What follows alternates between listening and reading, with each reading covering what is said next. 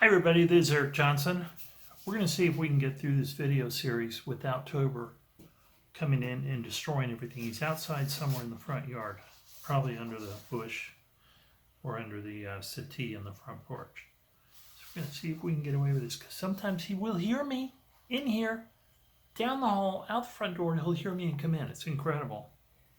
Similar to Belle smelling everything that I cook and coming in to get a piece. Oh shit, here's Belle. Belle was right next to me. I didn't even know it. Hey, Belle. Hi, honey. God, you guys are all over. You're like a bunch of friggin' ninjas, especially when you're Black Cat. Hi.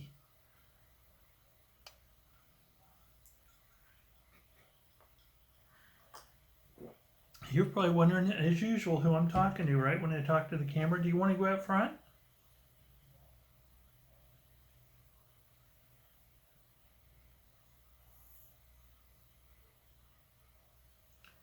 All right, everybody, here's what we're going to talk about today. It is a Forrest Fenn video. I think the next video should be my first non-Forrest Fenn video. I'm extremely excited about it. I know what the subject is. It's going to take just a touch of research, but it's definitely going to be and that's the rest of the story. And now you know the rest of the story.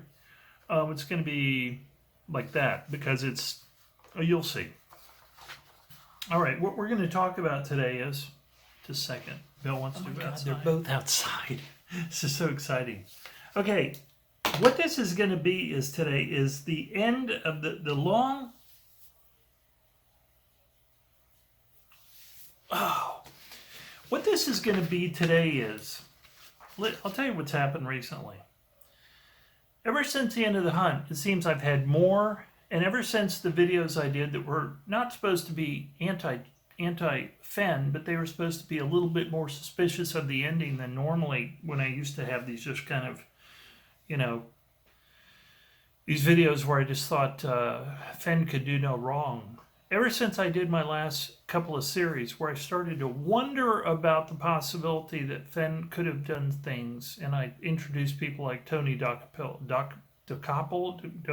etc., started getting a lot of feedback, a lot of private messages and stuff. Folks, the thing that I am absolutely amazed at is a number of people who have told me they think Forrest Fenn retrieved the treasure himself. Well, I mean, had someone retrieve it for him. I mean, people that have followed him for years and, pretty much supported him, and still some of them do support him. Someone feel it was justified that he would go get it retrieved because of all the pressure he's under with the break-ins, and his wife is sick, and we've been over this before, and someone stalked his granddaughter, and the guy that broke into the house, and the lawsuits, the blah, blah, blah. He's almost 90 years old. Oh, no, I guess he is 90 now. He's 90 years old. 90 years old. There comes a point where you think, I would want to retrieve it, and so I would want to get it over, and as people have said, and I have said in my videos, if Forrest Fenn did in fact stop the hunt on his own, even though he had the legal ability to do it, we all know that because all the time and investment people have put into the treasure hunt. Oh, let's not forget the people that have died. Anywhere from 4 to 7 people have died looking for the Forrest Fenn treasure. We know some of them were looking for it because they told people, I'm going out to look for it. In another few cases, people knew they had an interest in it. They had talked about going out, but they did not necessarily announce that they were going out to look for it. And so in those cases, when they were out hiking, people have put that in kind of a gray area. It's understandable. People really think there's a big possibility Forrest Fenn retrieved the chest by proxy. He had someone do it. And I'm not going to go into names, but we know all the usual suspects. So that was very interesting to me. But other people had other theories. And I talked to people about these theories, and theories about how the hunt ended. And they're kind of conspiracy theories, some would call them. Someone would call them alternative endings. Keeping in mind, Forrest Fenn has said the treasure was found I guess you'd say he said in a legitimate fashion. Let's go over and see exactly what Forrest Fenn did when he announced this, or what he said. This kind of, typical Fenny kind of prosy thing. It was under a canopy of stars in the lush forested vegetation. I thought the fact that he said lush was interesting because then it made me envision a place probably with a lot of plants that probably, at least during the summertime, I would suspect concealed the treasure chest, since it was supposedly still sitting on top of the ground.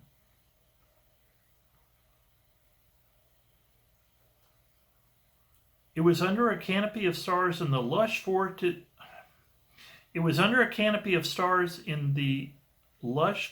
vegetation of the Rocky Mountains, and had not moved from the spot where I hid it more than 10 years ago. I do not know the person who found it, but the poem in my book led him to the precise spot. I congratulate the thousands of people who participated in the search and hope they will continue to be drawn by the promise of other discoveries. So the search is over. Look for more information and photos in the coming days. That fact that he said, I congratulate the thousands of people who participated in the search and hope they will continue to be drawn by the promise of other discoveries. The other discoveries thing, I don't even know what that means. A lot of people don't really know what that means. But people were taken by the fact that that small little announcement by Fenn, he did not congratulate the searcher. The finder. He did not congratulate the finder. In fact, he makes the finder sound almost, he says where it was. Then he says, I don't know the guy who found it, but he was led there by the poem. Then he goes on to congratulate all the other people. I congratulate the thousands of people who participated in the search. I guess you could say this guy participated in the search, and so he congratulated him too. But a lot of people have read it that he excluded the guy from the congratulations, the finder. And that has a lot of people wondering if there's some reason Forrest Fenn is not that happy with the finder and or the way the chase ended. So the search is over. Look for more information and photos in the coming days. We know now that nothing did come forward in the coming days until 10 days later on the 16th. The announcement, of course, was made on the 6th.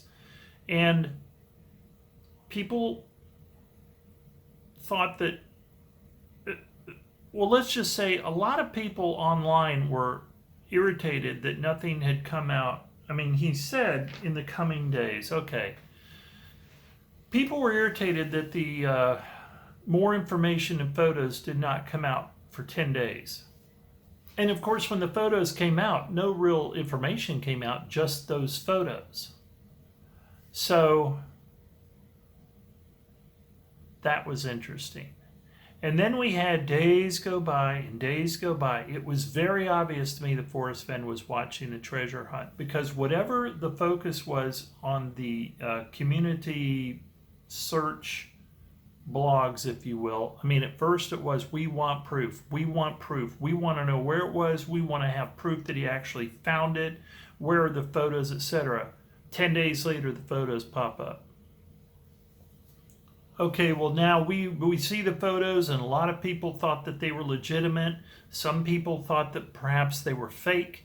I think that's been put to rest. I think those photos we now know were legitimate. That did show Fenn with the treasure in a modern scene, rather than people who had said the photos were 10-year-old photos, etc. But then the drumbeat on the internet began to be, we at least want to know the state. We at least want to know the state. Boom, boom, boom. What state? What state?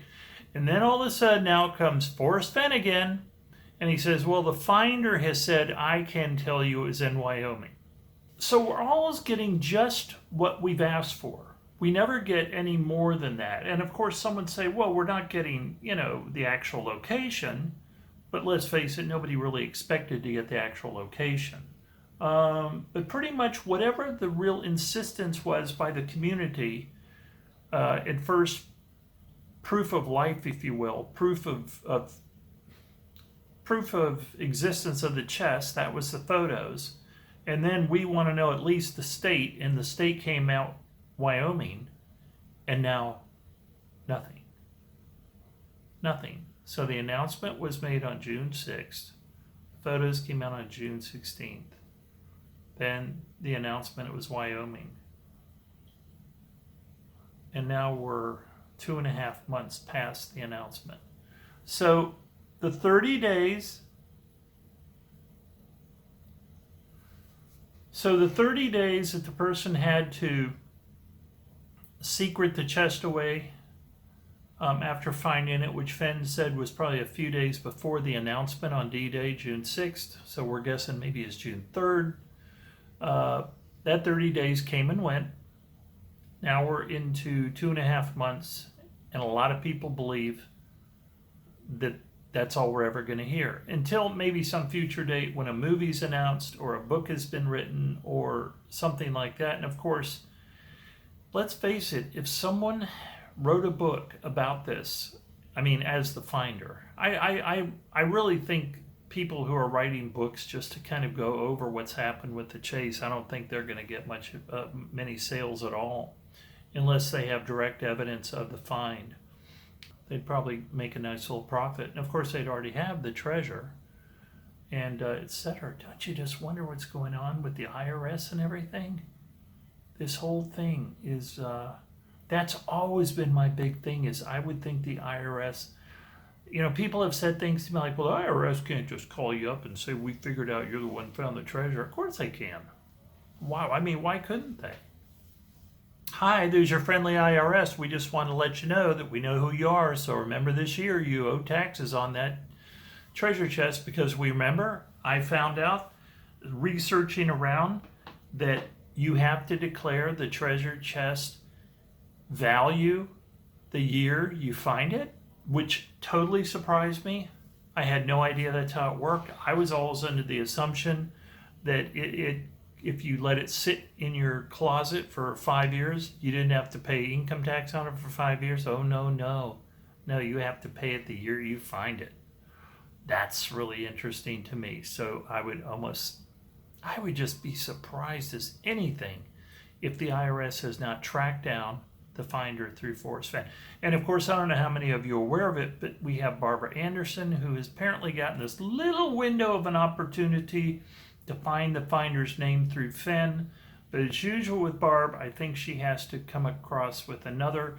She's always been given she's always been given an extra step by the court that she has to do before she can get to the next step. And it's always with her, it seems to, and I'm not putting her down at all. She's out there trying to find the finder, which I think we'd all love her to do. But it seems unfortunately like she's always kind of taking 2 steps forward and 1 step back. Anyway, lots of interesting people in the treasure hunt. So you might be wondering, well, Eric, what in fact is the purpose of your videos today? Considering this is probably going to be one of the last Forrest Fenn videos I do, and I'll do them as happens, newsworthy wise, this to me was starting to build up over time, talking to people and communicating with people about their different ideas of what was going on with the Fenn hunt. It built up to a point where I thought, well, just kind of tell everybody what people seem to be thinking about the way the hunt has gone. I would say right now, the overall feeling about the treasure hunt is one of disappointment and impatience. I mean, I think people pretty much realize that there's nothing we can do to push the issue. Whatever happens, whatever comes out about the find is going to come out either through the finder or maybe channeled through Fenn. Fenn is just not talking, though. That is what I'm finding out from people I talk to. Fenn is just not talking very much. And someone said to me, which is probably because of the cases he has, that even though these cases seem kind of superfluous and probably they're going to end up achieving nothing, Although we're all keeping, even though we kind of, make light of it, I think everyone's keeping an eye on this Barbara Anderson thing to see what happens with that if she is able to get any kind of information about the finder from Fenn. That would be a real achievement on Barbara Anderson's part. We'll just have to see how that goes. But back to my point, there are a few theories of what possibly could have happened to end the chase apart from what Fenn said, meaning some guy found it. There's a sense that Fenn's not happy with the way the chase ended. There's a sense, because of him not congratulating the finder, that he's not really happy with the finder, if there is one. And all of that is leading to these different theories that I'm hearing about